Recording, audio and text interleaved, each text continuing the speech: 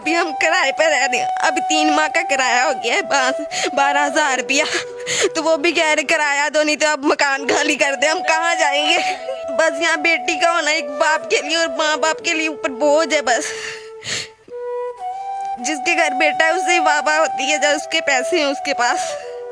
बेटियों वालों को कोई भी नहीं पूछता। या तो अल्लाह धीयां देनियां बंद कर दे, तेन या फिर नसीब अच्छे कर दे बस। अस्सलाम वालेकुम जी, मैं मोहम्मद शफीक साहब बलाल साहब जे उन्होंने बेटे ने, उन्होंने मेरी एक नेकी की है कि मैंने रोजी का सिलसिला चलाने वास्ते दे दिता। अल्लाह पाक उन्होंने तंदुरुस्ती सेहत देवे, उन्हें माँ बाप का साया सलामत रहे उन्होंने।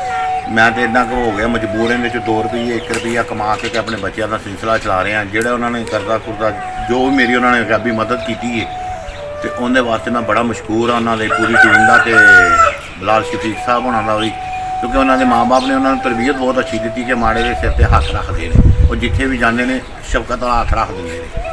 तो मैं उन्होंने बड़ा ही बहुत ज़्यादा मशहूर हाँ। बस यह जो छोटे छोटे कर्जे से मेरे लथ गए ने, बाकी मेरा कर्जा रह गया 2-2.5 लाख रुपया। अल्लाह की करके वो भी लाथी जाएगा सोना।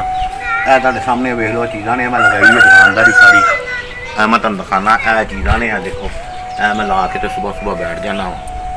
तो हाँ जी, तो अल्लाह पाक इन्होंने तंदुरुस्ती सेहत देवे, इन्होंने वाला साहब नूं बलाल शफीक साहब होना नूं। तो इन्हों की वजह नाल मेरी रोजी का सिलसिला चल गया।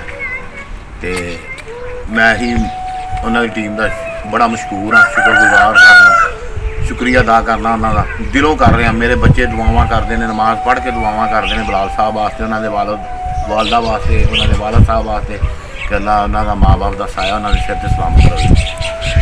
तो बहुत मेहरबानी जी, मेरे तो इन्नियां नेकियां कीतियां। तो बस आ थोड़ा जिहा करदा रह गया, 1-2 करदा है 2.5, जोड़ा बाकी से मैं ला के तो कुछ समान समूना पा लिया गया। देखो जी, 2-2 रुपये 3-3 रुपये दी चीज़ां लिया के मैं रखियां जी सारियां बच्चों वास्ते। अरदास अल्लाह जी, अल्लाह तुहानूं तंदुरुस्ती सेहत देवे। अस्सलाम वालेकुम।